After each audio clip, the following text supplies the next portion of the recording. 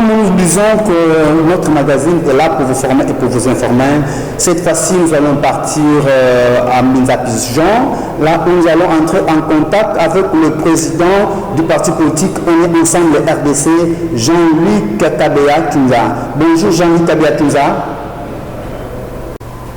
Bonjour Jean-Luc Kabea Kinza.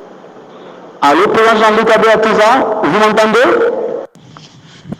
Oui, je vous entends, oui, je vous entends.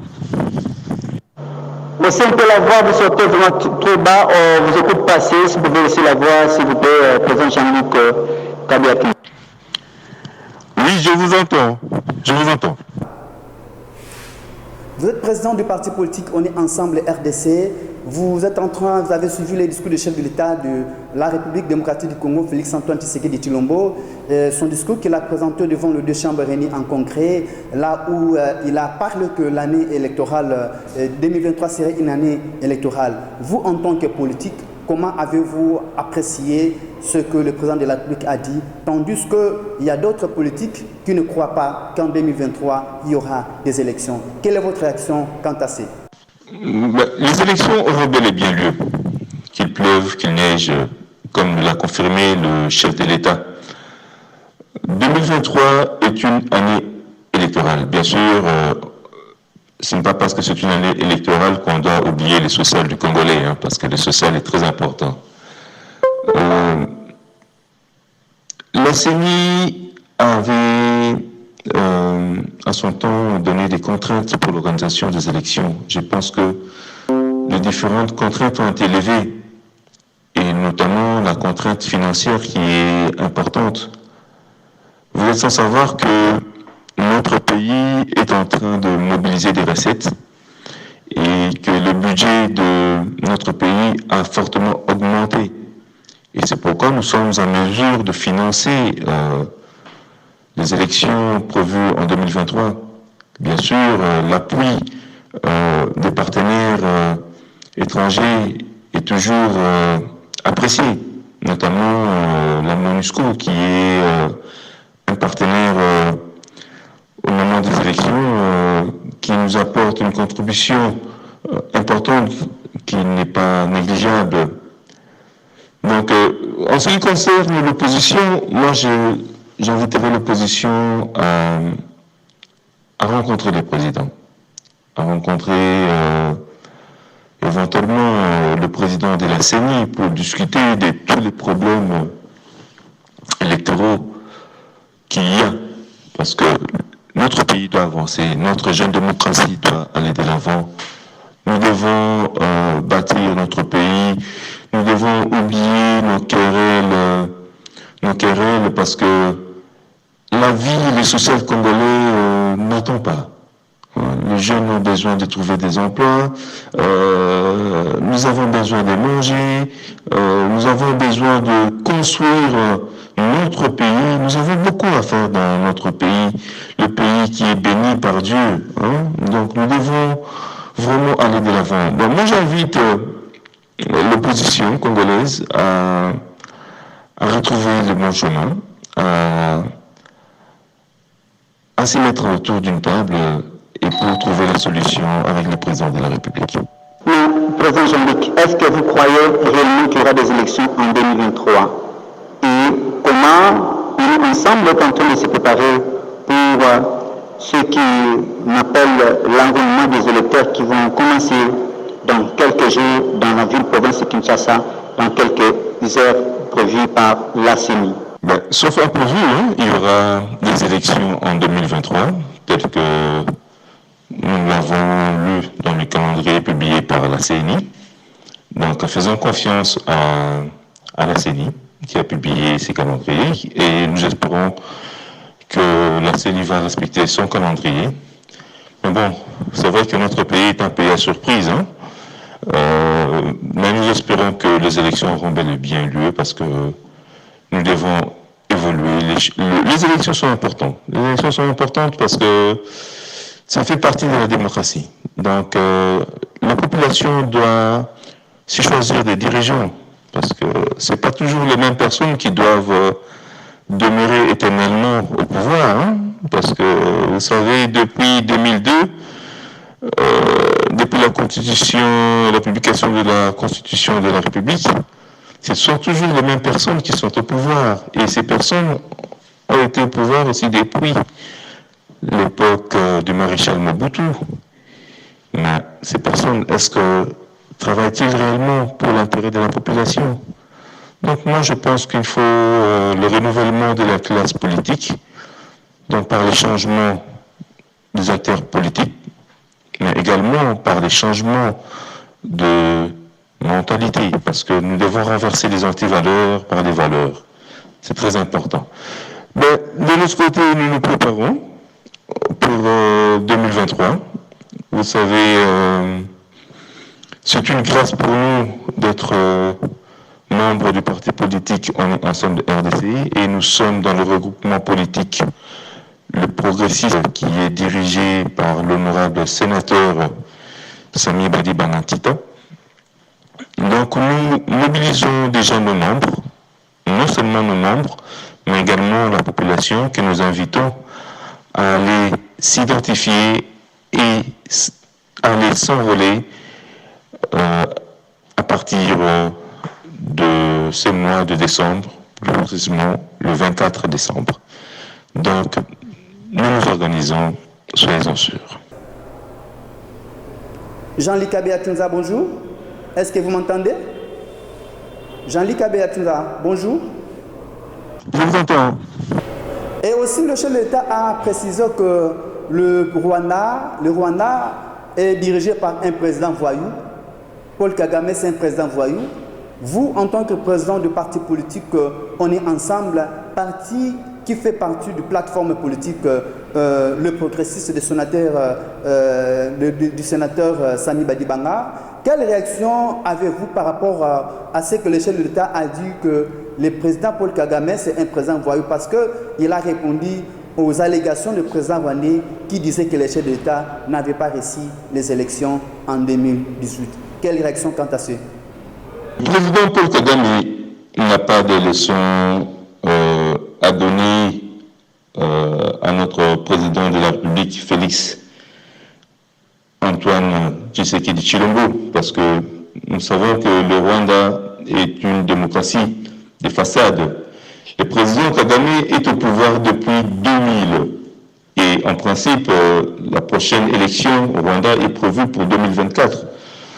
Je pense que le président Paul Kagame doit plutôt s'occuper des affaires qui concernent son pays et ne pas s'attarder à ce qui concerne la République démocratique du Congo, qui est une jeune démocratie. Vous vous souviendrez que nous avons des élections qui sont organisées régulièrement. Et surtout que pour les élections de 2023, les élections seront organisées à tous les niveaux. Donc je pense qu'il ne faudrait pas trop s'attarder sur le président Paul Kagame, c'est d'essayer de lui faire honneur en lui offrant encore de la lumière, parce que c'est un président qui n'est pas un vrai panafricanisme, parce que comment être un leader, une personne qui s'estime être leader en Afrique, peut se conduire de la sorte à l'égard de la population congolaise. Donc je pense que pour le président Paul Kagame, le problème n'est pas Félix Antoine Tshisekedi Tshilombo. Le problème est plutôt le peuple congolais. Le chef de l'État insiste qu'en 2023, ce serait une année électorale et que les élections sont financées à 100% par le budget proprement dit congolais. Président Jean-Luc Tshunza, pensez-vous que ces élections auront bel et bien lieu tant que l'opposition, je cite, l'FCC ne prend pas part à ces élections? Ou pourquoi le chef de l'État ne veut pas entendre l'opposition et il veut organiser des élections coûte que coûte? Les élections auront bel et bien lieu, qu'il pleuve, qu'il neige, comme l'a confirmé le chef de l'État. 2023 est une année électorale. Bien sûr, ce n'est pas parce que c'est une année électorale qu'on doit oublier le social du Congolais, parce que le social est très important.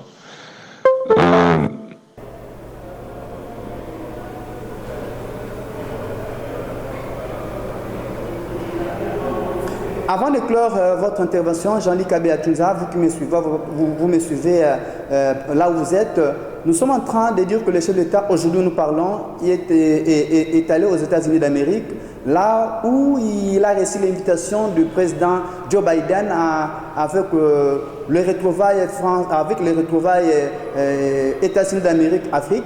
Le chef d'État congolais fait partie parmi les invités de Joe Biden. Quelles sont les recommandations, quels conseils pouvez-vous donner au chef de l'État pour qu'enfin, parce que le Rwanda est un partenaire privilégié des États-Unis d'Amérique, quelle est la position que le chef d'État congolais devait adopter vis-à-vis du Rwanda? En ce qui concerne le sommet États-Unis-Afrique, qui est organisé pour la deuxième fois aux États-Unis d'Amérique, après 8 ans, c'est une bonne chose que le président de la République, Félix-Antoine Tshisekedi Tshilombo, y participe pour représenter notre pays. Bien sûr, il ne doit pas cesser de marteler sur le fait que notre pays est agressé par le Rwanda. Donc, il doit en parler et je pense qu'il a prévu une rencontre avec le président de la Commission des Affaires étrangères du Sénat américain pour en parler. Et il se pourrait également qu'il puisse rencontrer différents chefs de l'État africains qui participent à ces sommets pour discuter encore sur les voies et moyens pour résoudre la crise qui sévit à l'est de la République démocratique du Congo. Donc il doit continuer d'en parler et s'il avait le temps, pour moi, il devait également rencontrer des journalistes des grandes chaînes américaines pour pouvoir faire des interviews. Parce que lorsqu'il fait des interviews, cela est relayé et la population congolaise également relaye ces informations. Donc c'est très important pour nous que le président de la République puisse continuer dans cette démarche de marteler que nous sommes agressés. Et la RDC venait de vivre un moment très difficile avec la pluie qui s'est abattue ce 13 décembre, mardi 13 décembre 2022, là où il y a eu plus de 100 morts et qu'on a décrété un deuil national pour la République démocratique du Congo. Quelle réaction avez-vous? Parce que j'espère bien que vous êtes en Binza Pigeon, vous avez des membres qui font partie de votre parti politique qui ont subi les affres de cette pluie. Votre réaction? La pluie diluvienne qui s'est abattue sur Kinshasa il y a de cela 2 nuits a causé beaucoup de désolation. Nous avons plus de 100 morts. Et ma commune de cœur, ma commune de naissance, Ngaliema, a eu plus de morts, ainsi que la commune de Mongafula d'ailleurs, où j'ai de nombreux militants et cadres du parti. Je profite de l'occasion pour présenter mes condoléances les plus sincères aux familles éprouvées. C'est vrai que notre pays est un pays qui connaît des catastrophes naturelles. Nous ne pouvons rien y faire face à cela, mais nous devons également être prévoyants. Il est impensable que notre pays ne puisse pas disposer d'un service national d'urgence et d'action humanitaire. C'est inconcevable. Nous avons souvent des problèmes causés par les pluies diluviennes. Nous avons des problèmes causés par des volcans. De nombreuses catastrophes ont eu lieu sur le fleuve Congo, notamment qui sont occasionnées par les baleinières. Nous avons eu la catastrophe du marché Tipka. Et nous connaissons dans la ville de Kinshasa, pour prendre exemple de cette ville, de nombreuses maisons qui sont incendiées. Mais on n'a aucun service de secours. Combien d'ambulances y a-t-il à Kinshasa? Combien d'ambulances avons-nous à Matadi ou au Katanga? Je pense que notre gouvernement doit mettre en place un service d'urgence, d'action humanitaire pour le bien-être de la population congolaise. C'est très important. Nous sommes un grand pays, un pays béni par Dieu, un pays où nous voyons qu'actuellement le gouvernement est en train de mobiliser des recettes. Mais éventuellement, on doit assurer la sécurité de la population congolaise. C'est très important. Et le gouverneur de la ville également doit faire son travail. Il est impensable que les caniveaux de la ville soient bouchés. Il est impensable que nous puissions voir dans une si belle ville qui est la capitale congolaise des constructions anarchiques sur des collecteurs, sur des caniveaux. Il est impensable. Non, il est temps que les choses puissent évoluer positivement dans notre pays. Malgré les turbulences que traverse notre pays, notamment à cause de la guerre à l'est du Congo et des dégâts occasionnés par la perte de vies humaines par la pluie qui s'est abattue à Kinshasa dernièrement, nous avons demeuré sereins parce que et être confiants car l'avenir sera meilleur. Faisons confiance à nos FARDC, faisons confiance à notre chef de l'État et surtout faisons confiance que Dieu nous aidera à vaincre nos ennemis. Voilà. Je vous souhaite une très belle journée et que Dieu bénisse la République démocratique du Congo, Nzambe, Apambola et Kolona Bisso. Rappelons que vous nous suivez, nous sommes avec vous en direct de Mbinga Pigeon. Président Jean-Luc Kabea-Tunza, président du parti politique On Ensemble RDC, merci. Merci à vous, M. Mbomba. Je vous remercie. On est ensemble. Merci beaucoup, nous arrivons à la fin. Merci, j'espère bien, vous nous avez suivis partout où vous êtes. Vous avez compris que nous étions en direct avec Kabea Tunza, qui est Jean-Ly Kabea Tunza, je m'excuse, je ne massacre pas son nom, c'est Jean-Ly Kabea Tunza, qui est le président du parti politique On est ensemble, qui s'est exprimé sur les questions de l'air qui touche notre pays et aussi de ce qui s'est passé récemment ici, le mardi 13 décembre, avec la pluie qui a enrayé la ville-province de Kinshasa. Vous avez compris ses réactions, vous avez compris ses propositions qu'il a fait pour essayer de contribuer à l'édifice de la République démocratique du Congo. Quant à moi, je vous dis merci. Nous sommes arrivés à la fin de notre périple, de notre magazine de ce soir, Informe-moi. Si ça vous a plu, appelez sur le numéro qui est affiché sur le bas de l'écran. Appelez-nous pour qu'enfin vous aussi puissiez intervenir. Pourquoi pas là où vous êtes, que vous soyez en France, que vous soyez aux États-Unis d'Amérique, vous soyez ici à Kinshasa ou vous soyez en province. Appelez-nous. Nous allons vous faire passer pour qu'enfin vous puissiez s'exprimer de tout ce qui touche notre pays, de toutes les préoccupations qui vous concernent. Vous pensez que vous pouvez contribuer à l'édifice de ces pays, la République démocratique du Congo. Moi, je dis merci. Nous vous disons à la prochaine. Bye.